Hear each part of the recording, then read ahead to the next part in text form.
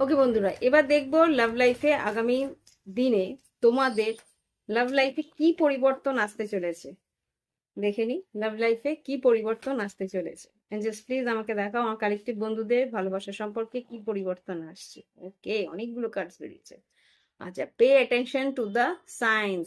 তোমাকে ঈশ্বর কিন্তু সায়েন্স সিনক্রোনিসিটিস কিছু সংকেত দিচ্ছে। কি সংকেত হতে পারে?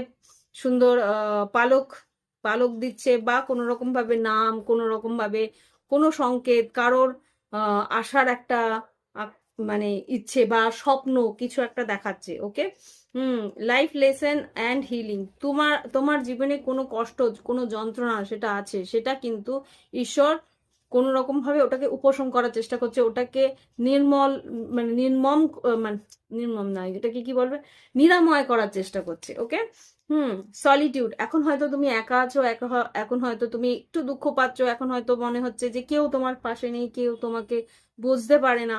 কিন্তু এক কেউ তো আসছে।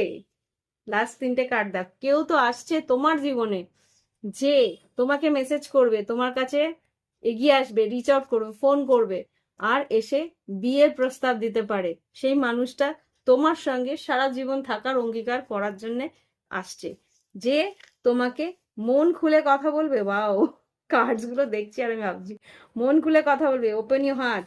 আর কমিটেড রিলেশনশিপ, এই মানুষটা কিন্তু হাতে হাত দিয়ে সঙ্গ দেবে, আর তোমার জীবনে তোমার সেলফ রেসপেক্ট কে বজায় রাখবে। আর কেমিস্ট্রি তোমার আর তোমার পার্টনারই কিন্তু বেশ দারুণ কেমিস্ট্রি হবে। তো আগামী দিনে লাভ লাইফে কিন্তু বেশ ভালো একটা এনার্জি আছে। পজিটিভ থেকো, আর পজিটিভ ভাবে এগিয়ে যাওয়ার চেষ্টা করো। আর আমার জন্য একটা লাইক পাঠিয়ে দিও।